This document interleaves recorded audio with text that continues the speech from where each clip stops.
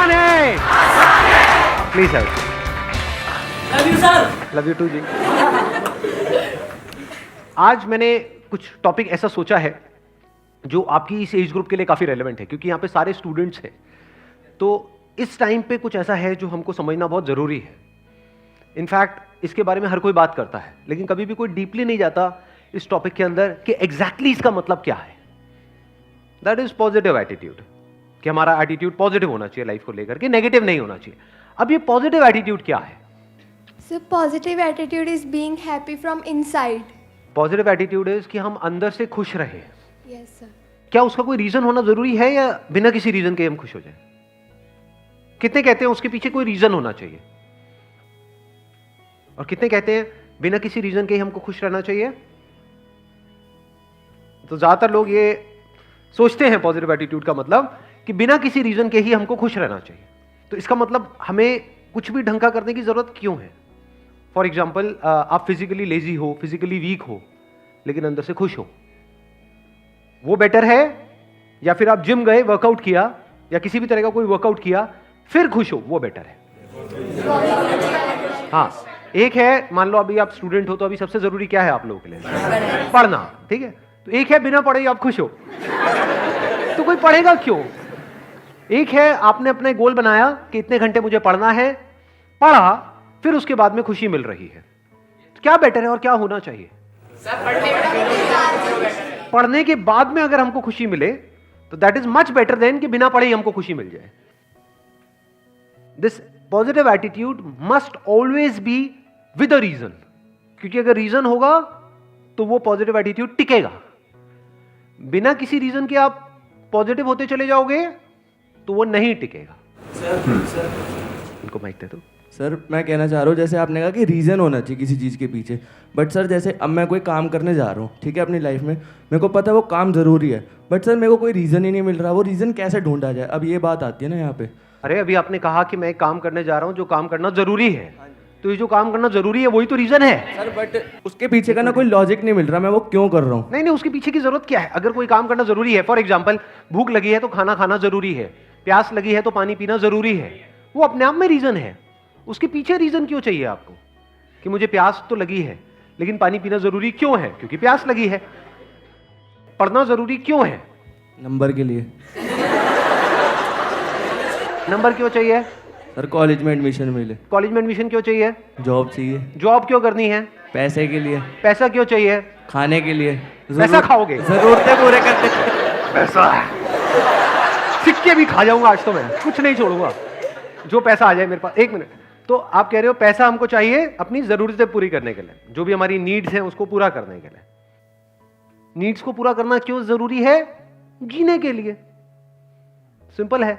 अब इसके पीछे क्या रीजन है? जीना क्यों है? मर जा भाई। Do you have a choice? It is choiceless. तो एंड में हम ऐसी जगह पे पहुंच जाते हैं जहां पे कोई चॉइस नहीं है। जीना क्यों जरूरी है? क्योंकि मैं जीना चाहता हूं। ये सब किससे कनेक्ट हुआ जाकर के? पढ़ाई से। इसलिए पढ़ाई जरूरी है। सब जैसे पॉजिटिव एटीट्यूड है, तो वो होना जरूरी तो है लाइफ में, लेकिन मान लीजिए हमने कोई एंट्रेंस एग्जाम दिया या फिर हमने कोई गोल लगाया है वो हमारा अचीव नहीं हो पा रहा, तो वहाँ पे पॉजिटिव एटीट्यूड कैसे आएगा? जैसे किसी ने एंट्रेंस एग्जाम दिया, किसी एम्स का दिया, नीट का दिया, और वो क्लियर ही नहीं हो पा रहा, बहुत से लोग इसकी वजह से सुसाइड ये सब अटेम्प्ट करते हैं, तो उसमें हम कैसे इसको ओवरकम कर सकते हैं? Excellent point, let's give big hand for her. Please. बड़ा अच्छा पॉइंट इन्होंने बोला है कि हम कोई एंट्रेंस क्रैक करने की कोशिश कर रहे हैं, तो वहां पे पॉजिटिव एटीट्यूड का मतलब क्या कि मेरा होगा? ये है पॉजिटिव एटीट्यूड। ध्यान से समझ लेना, ये थोड़ा सा अलग है इस दुनिया की सोच से। आपके घर वाले क्या समझते हैं पॉजिटिव एटीट्यूड का मतलब, अगर आपको कोई एंट्रेंस क्रैक करना है तो? कि बेटे पॉजिटिव सोच, तेरा होगा।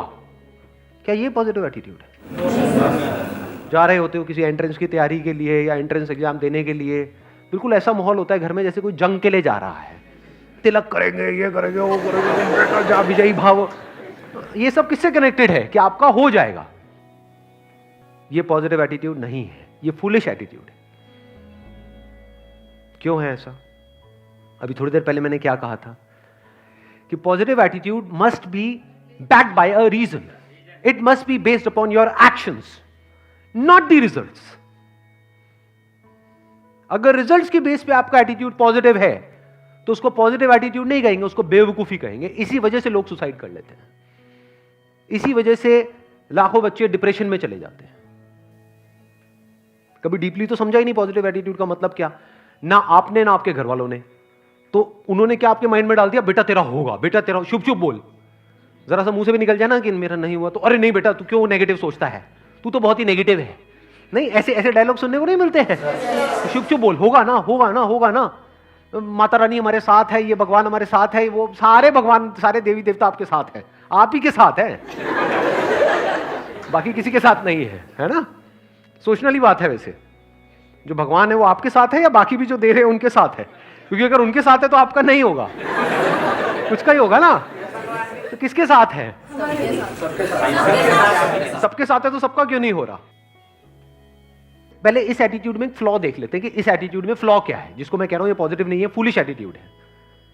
आपने रिजल्ट के बेस पे अपने एटीट्यूड को डिफाइन कर दिया। अगर बार बार अपने आप को बोलते रहोगे मेरा होगा, मेरा होगा, मेरा पक्का होगा, मेरा पक्का होगा, तो कुछ दिन तक अगर ये बोलते रहे ना, जैसे कुछ भी बकवास अगर आप बोलते रहोगे तो आपका माइंड उसको सच मान लेगा। तो आपको लगने लग जाएगा कि मेरा तो पक्का होगा। और अगर इसके बाद भी आपका नहीं हुआ तो क्या होगा? बहुत मजा आएगा या झटका लगेगा कि ये क्या हो गया? जितना स्ट्रांगली आपने मान रखा होगा कि मेरा होगा, जितना स्ट्रांगली, उतना ही बड़ा झटका लगेगा। सही बात है या नहीं है? मतलब स्ट्रांगली मानने का मतलब क्या है? जितनी बड़ी एक्सपेक्टेशन उतना ही बड़ा झटका, जब वो एक्सपेक्टेशन पूरी नहीं होती, उतना ही बड़े लेवल पे आपका दिल टूटेगा, उतना ही आपको बुरा लगेगा। अब यहां पे क्या किया जाए? क्योंकि जो होना है या नहीं होना है, क्या वो आपके हाथ में है? क्यों नहीं है आपके हाथ में? आप कहते रहे हो नो सर, क्यों नहीं है आपके हाथ में? जैसे कुछ चीजें हैं जो हमारे हाथ में है। फॉर एग्जाम्पल यहां पर एक बॉटल पड़ी है, इस बॉटल को मैंने उठाना है, क्या ये मेरे हाथ में है या नहीं है? कितना मेरे हाथ में है? मतलब इज इट 1%, 2%, 100%? गया, बॉटल को उठाया, काम खत्म हुआ। मैं कह रहा हूं एंट्रेंस में होना ना होना आपके हाथ में नहीं है। क्यों नहीं है? सीट लिमिटेड है, क्योंकि आप अकेले नहीं हो ना। सोचो इसी बॉटल को उठाने के पीछे कंपटीशन होता। यहां पर अभी मैंने अकेले ने उठाया, लेकिन मैं आपके बीच में कंपटीशन करा दूं। जो भी आकर के सबसे पहले इस बॉटल को उठाएगा और अगले 5 मिनट बाद भी जिसके हाथ में बॉटल होगी उसको 1 लाख रुपए मिलेगा। बोतल तो बचेगी, आप नहीं बचोगे। बिल्कुल इसी तरह से होता है जब हम कंपटीशन में अपना जो एटीट्यूड है या अपनी जो पॉजिटिविटी है वो डिफाइन कर देते हैं according to the result. Positive attitude must be based upon your actions. Actions में क्या क्या आ गया? जो भी एक्शंस आपने पास्ट में लिए हैं या अभी प्रेजेंट में ले रहे हो या फ्यूचर में लेने वाले हो। It must not be based upon results. क्यों it must not be based upon results? क्योंकि एक्सपेक्टेशंस बहुत ज्यादा बढ़ जाती हैं और जब वो एक्सपेक्टेशंस पूरी नहीं होती है तो नंबर 1 हम पूरी तरह से टूट जाते हैं। और जब एक्सपेक्टेशंस इतनी ज्यादा बढ़ जाती है तो उसकी वजह से डर भी उसी लेवल पे बढ़ जाता है। और ज्यादा डर करके आप किसी काम को करते हो तो आप नहीं कर पाते हो।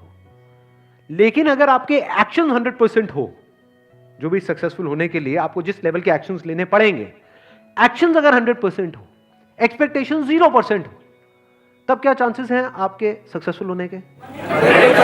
ऑलमोस्ट 100%। इसलिए मैं कह रहा हूं कि attitude and positivity and this positive thinking, positive attitude must be based upon your actions. अपने actions को observe करना है, अपनी strengths को observe करना है, उसके बेस पे decisions लेने हैं। उसके बेस पे अगर आपके अंदर attitude है तो वो अच्छा है। सर ये चीज डिपेंड करेगी कि हम कितने स्मार्ट हैं, कितनी जल्दी चीजों को सीखते हैं, समझते हैं। हाँ, that is what I'm saying। ये स्मार्ट वर्क की ही मैं बात कर रहा हूं, हार्ड वर्क की तो मैं बात ही नहीं कर रहा। बिकॉज ज्यादा पढ़ने से कुछ नहीं होता है किसी एंट्रेंस को क्रैक करने के लिए। जिन्होंने पास में जिस तरीके से किया है उसको समझ करके सही ट्रैक पे जा करके अगर हम सही से तैयारी करें तब उसके क्रैक करने की पॉसिबिलिटीज बढ़ जाती है। But all I am saying is कि आप अकेले नहीं हो जो स्मार्ट वर्क करने वाले हो। आपके जैसे और भी लोग हैं, बट ऐसे कितने होंगे? 80-20 का सिंपल सा रूल चलता है लाइफ में। कहीं भी आप कुछ भी करोगे उसमें 80-20 का सिंपल रूल निकल करके आ जाएगा।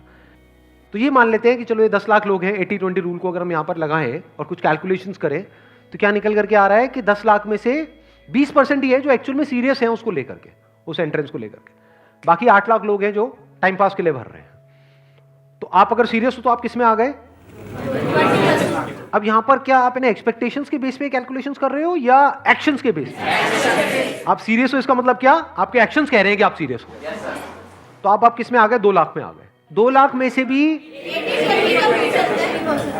20% लोग ऐसे हैं जिनके अंदर एक्चुअल में कैपेबिलिटी है उसको क्रैक करने की। 80% लोग हैं जो सीरियस तो बहुत है, बहुत ज्यादा सीरियस है, जिनको एक्सपेक्टेशंस पूरी है लेकिन उनमें कैपेबिलिटी ही नहीं है।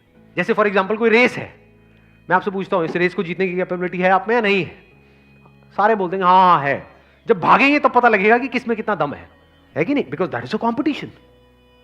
जब भी आप कॉम्पिटिशन में जा रहे हो तो आपको एनालिसिस करना होता है कि मेरी कैपेबिलिटी क्या है in comparison to other people.